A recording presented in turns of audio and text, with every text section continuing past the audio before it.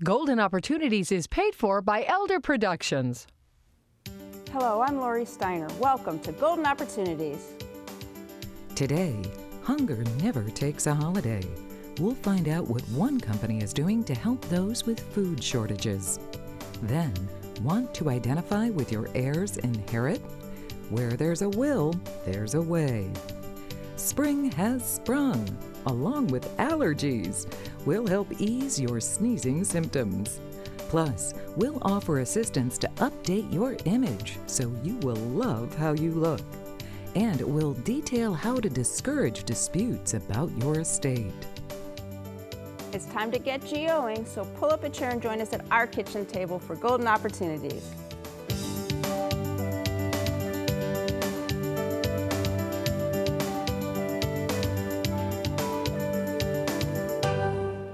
There's nothing like sitting down to a good meal. Just ask those who find it challenging to afford food to eat.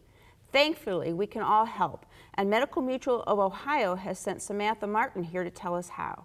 Samantha is the Food and Funds Drive Manager at the Greater Cleveland Food Bank. Welcome to the show. Thank you. You know, the recession seems to have been over for a couple of years. Is food insecurity still such a big problem? Unfortunately, yes. The number of people that turn to local hunger programs for emergency food continues to rise.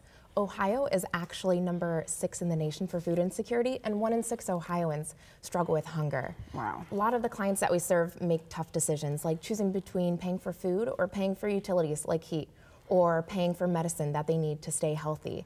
And nearly 50% of the people that we serve are children or seniors. And that's one of the reasons why this campaign is so important and why we're thrilled to have the support of companies like Medical Mutual and communities throughout Northeast Ohio.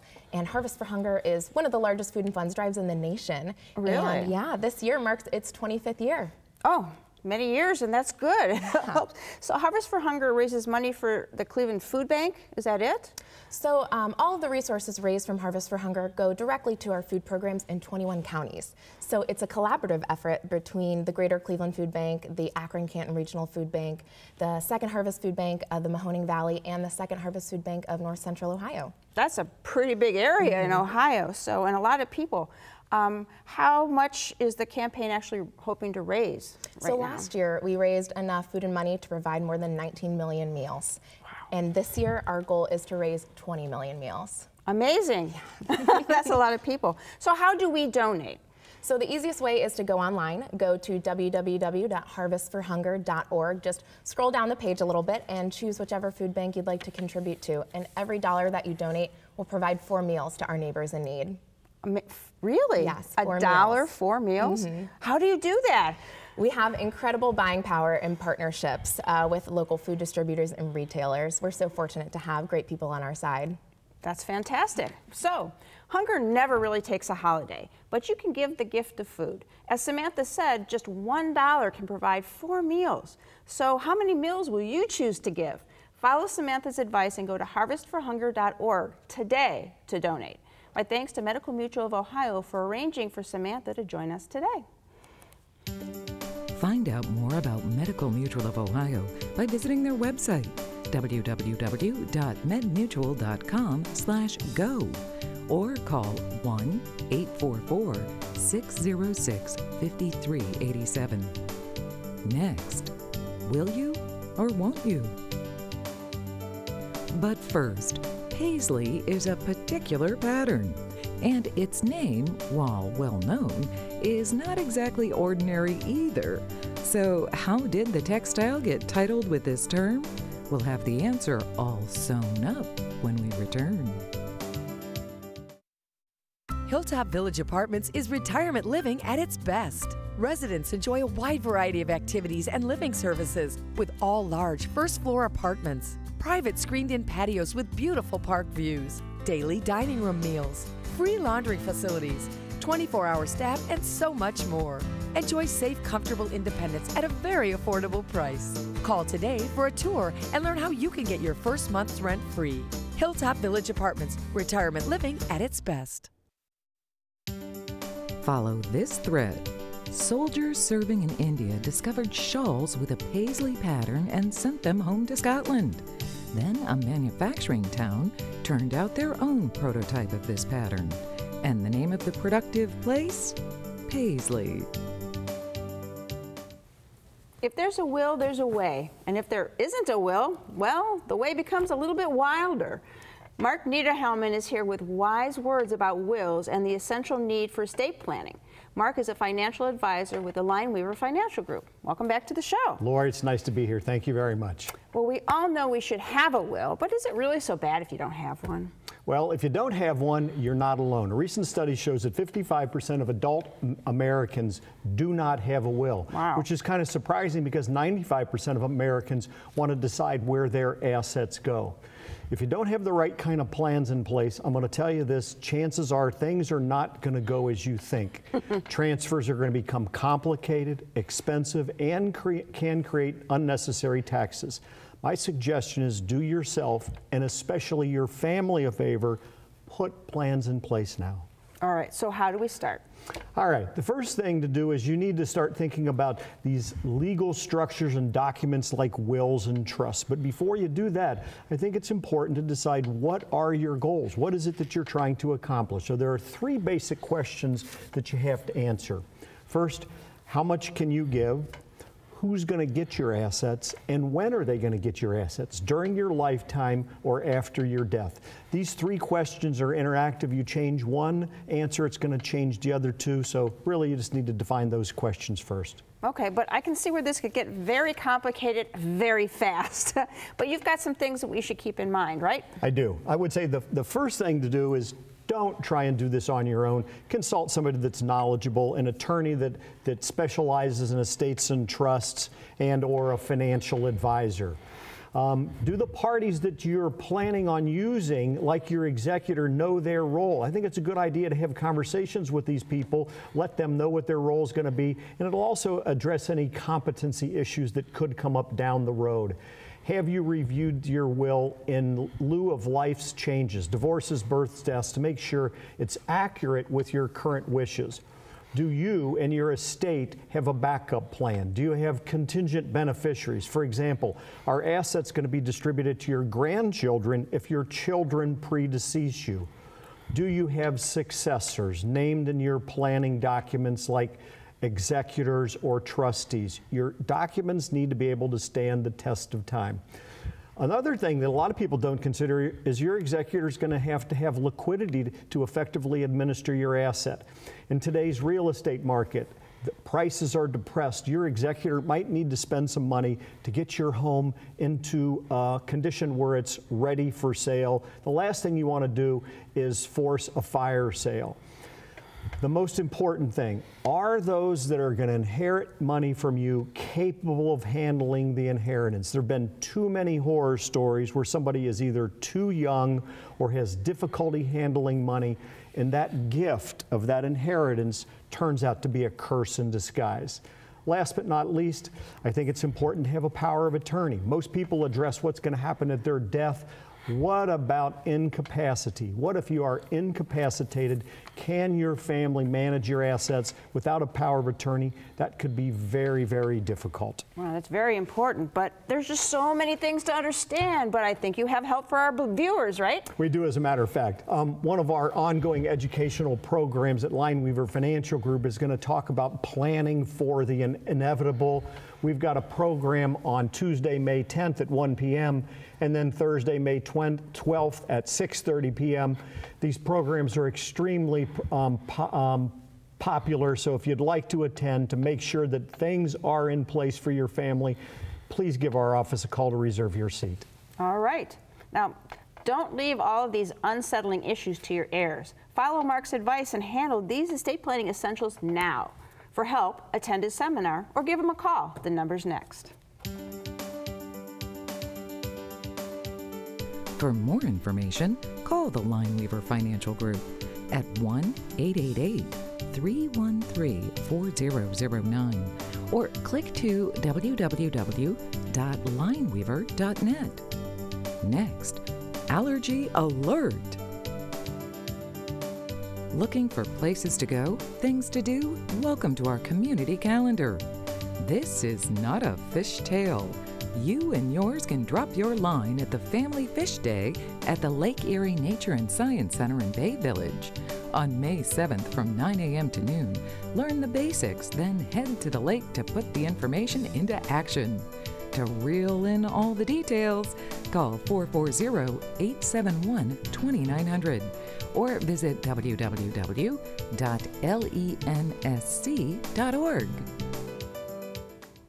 Does it feel like spring came early for allergy sufferers? The calendar may have said February or March, but the sneezing season seemed to have started way before spring's official arrival. Dr. Kumar Swamy is here to tell us why our nose is itching early and what we can do about it. Dr. Swamy is an allergist and immunologist with Metro Health. Wow, I said that word. I didn't think I could do that. So welcome back to the show. Thank you. Why does it seem like allergies have arrived in advance of spring this year? Well, that is because we had some warm days in January and February, so the plants started budding and they started throwing their pollen. Okay. So the season started earlier, so it was like half spring already. Yeah, it seemed that way this year, and now we're going back to winter again. Yeah. So if it came early this year, does that mean that we can then look forward to a milder actual spring and summer season? Unfortunately, actually, it's going to be worse because it started early. That means it is stretched longer, and then it is going to every warm and thawing and warming and thawing that encourages the plants to produce more pollen. And then as soon as you think the spring is over, then there is grass waiting to come out in late April, May, June, July. And then as you are towards the end of the grass season, the weed pollen starts. And then ragweed has a date on August 15th, the ragweed hits. It just hits actually that date, huh? That's it, and then it goes on till the first frost. Okay. So this early starting is an indication it's going to be. It's going to be bad. Yeah. All right. So, but we don't want to speed through summer. Is there something we can do to enjoy the days even with the allergies? Absolutely, and there's no need to suffer with allergies, and we are wonderful. So we go through three main things. First thing is what you can do to reduce, prevent the problem. So if you know you have spring allergies, so then you just avoid going out in the early morning. That's when the pollen count is high. And then when you are home, use dehumidifiers to reduce the humidity when it is high. And then you use air filter, HEPA air filter, high efficiency. So you use those things, and that will help. If you work outside and you want to come in, take a shower. So you wash off all the pollen and things like that. Oh. So these are some things you can do to reduce. Yeah, if you want to take a walk, don't go in the morning. So activities late afternoon. Okay. Yeah, those things kind of help. So how about a second way?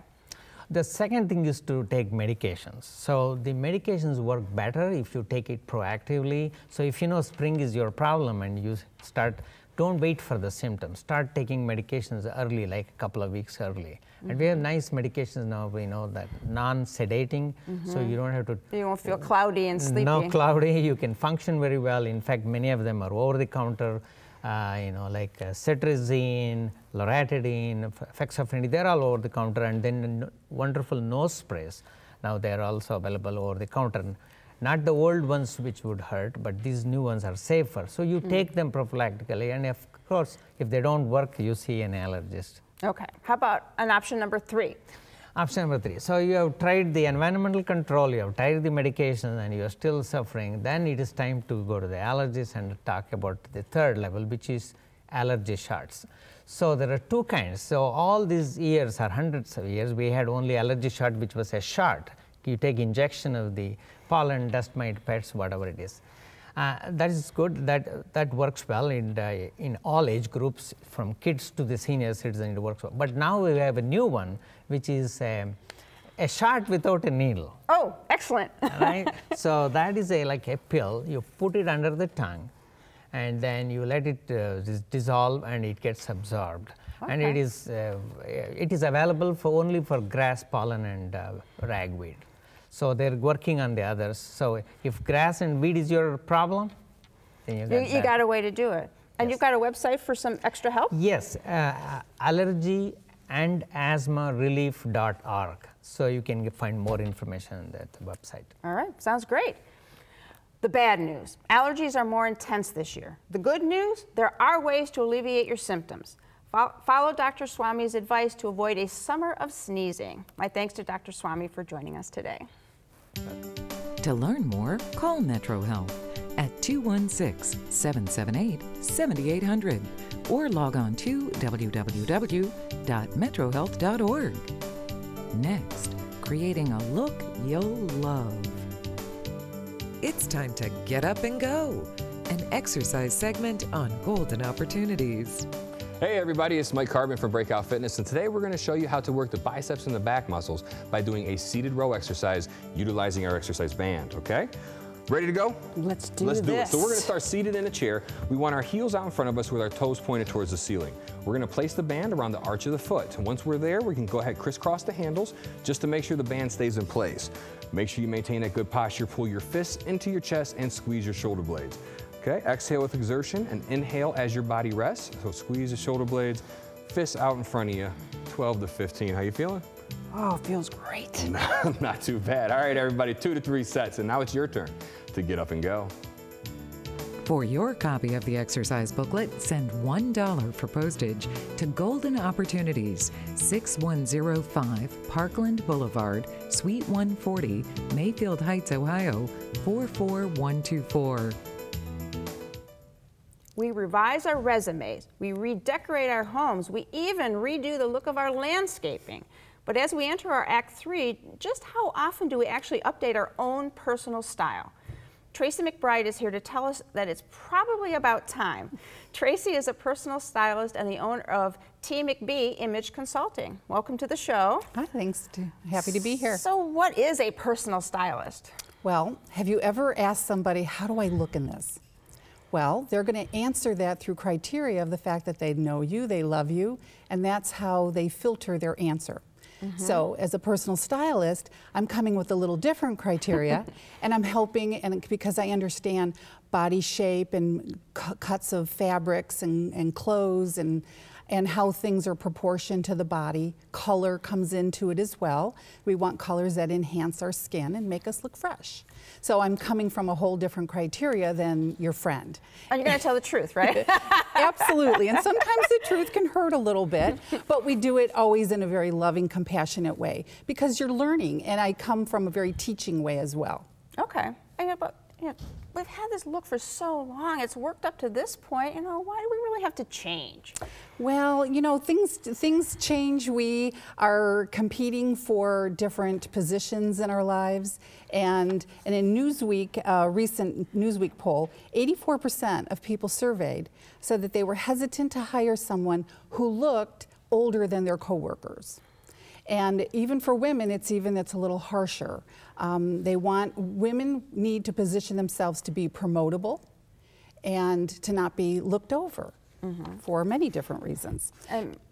Well, boomers, I'll talk a little bit about boomers. We're competing for different positions. We're competing against younger generations as well. Of course, yeah. Now, we're still working and we're competing, and then some boomers are retiring and deciding to start something new, become entrepreneurs, start their own business. So being modern and fresh and knowing that they're being read as somebody who is knowledgeable in current whatever their field is, current, fresh information. Because our image can stifle that. If we look dated, people assume that our information could be dated. Okay, yeah, and that's not great if you're trying to start something new. Exactly. Can you give us an example of exactly what you mean? Yes, think of Rod Stewart. All right, Rod Stewart used to live in his leotards and his shiny lycra. All right, well, he transitioned from that. He has a wonderful wardrobe. It's very elegant and very sophisticated. He's now in his 70s, and a few years ago, he had teamed up with some younger artists and did an album of duets. And by doing that, he opened in a completely new fan base, and he's still very relevant and he's still touring. All right, and someone else who's a fashion icon, I'm sure you know, of Joan Rivers. Right. And Joan Rivers, she has built a wonderful business. If you have never seen her line on QVC, she has a whole line of fashion clothing. and she has jewelry, and she also had the TV show Fashion Police. So even in her 80s, and she recently passed away, but it's still, all of those businesses are still thriving. She's built a legacy, and all generations know her. I even asked my teenage niece the other day, do you know who Joan Rivers is? And she said, of course, and she's 15 years old. Oh my, well that's crossing the generations, yeah. Now you've got some style do's and don'ts for us now, so let's start with some of the don'ts. Okay, the don'ts. Don't think and don't say, I'm too old for this or that, because you will be, all right? Yeah. Or saying something like, I've been doing it for 30 years this way, I don't need to change. And really, we always have room to change. I say don't wear your cheaters, because many people were using cheaters, low on your nose, because as soon as you do that, it ages you about 10 years. Oh, yeah, we don't want that. No, it's an instant one. Don't get pegged as a fuddy-duddy, someone who always has a different something to say about, oh, we don't do it that way. I don't know why they do it that way. Because then assume, again, they will be dated, and they will assume automatically that your skills are dated. And that isn't where any of us want to end up. Well, we want to do the do's now. Yes, do's are, I always like to end with positives. And you always want to be seen out and about. You want to be involved in your community, and you don't want to only hang out with your age group. Hang out with all age groups. There's a lot of networking groups that you can do that with. Also, you want to invest and discover what your best power colors are. The color alone, whatever is next to your face, is going to enhance your skin, or it's going to diminish it. It's either going to gray you out, or it's going to make you look fresh and energized, even if you might not be feeling it that day. So color is really important, and it draws people to you. It also elevates your energy. And the other do is have a good tailor on speed dial. Most of us can't just take it off the rack and have it look perfect. It always needs a little tweak. Do have a modern hairstyle, especially if you're going naturally gray. It's really good to keep it looking modern and fresh. Have impeccable grooming, men and women, being aware of everything from head to toe grooming. And then do consider investing in your wardrobe, updating it, and investing in an image consultant who can help you come in, and a stylist, and help you with your wardrobe so you're communicating your goals every day. Fantastic information. Your Act 3 is a new stage in your life, so why not have a new look to go with it? A new look that says you, only better. To restate your style, follow Tracy's tips, and for more help, give her a call. The number's next. Learn more about T. McBee Image Consulting by visiting www.tmcbee.com. Next, a battle of wills. Here at Metro Health, you know you matter when it matters most.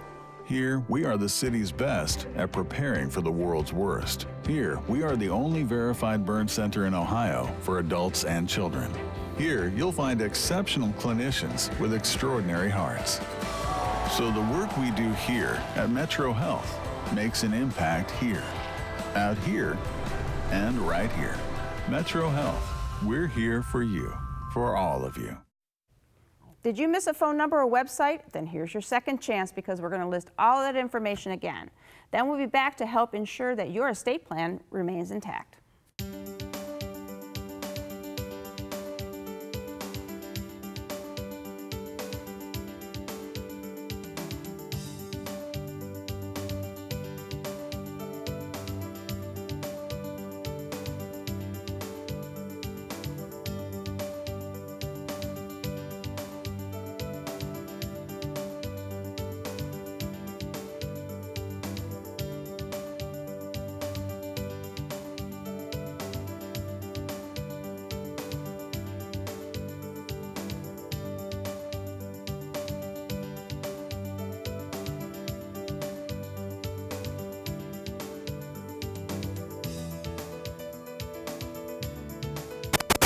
You've just completed the long process of having your estate planning documents prepared.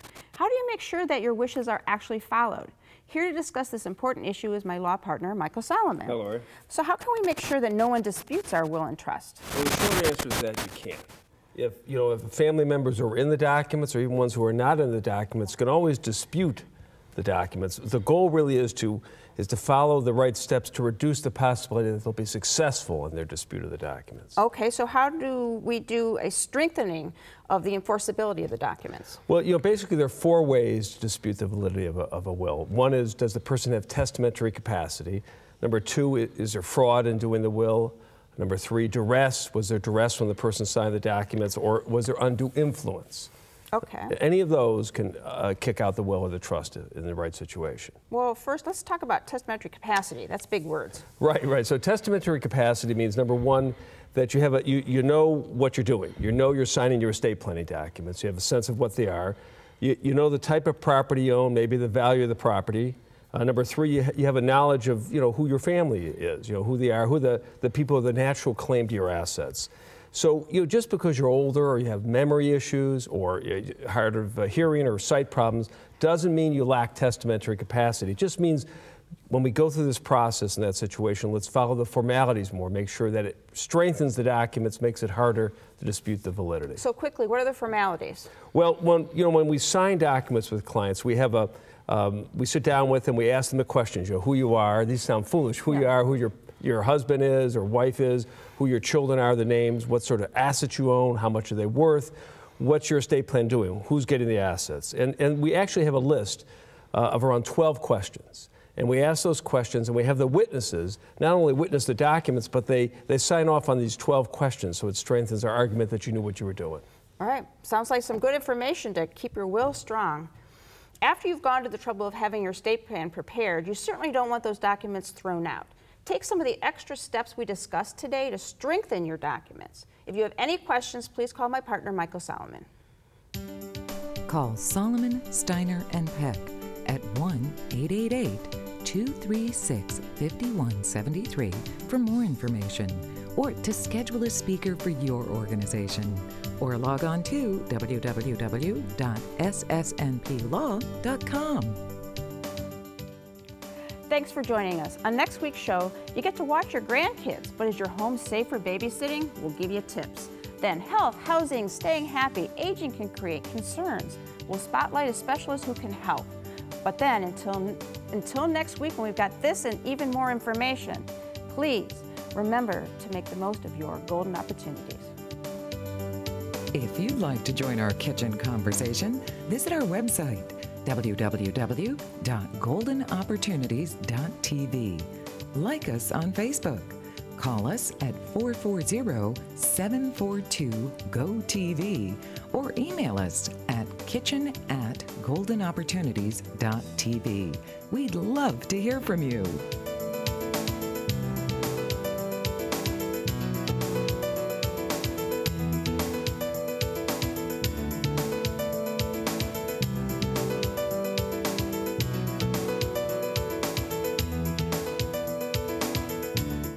Golden Opportunities is paid for by Elder Productions.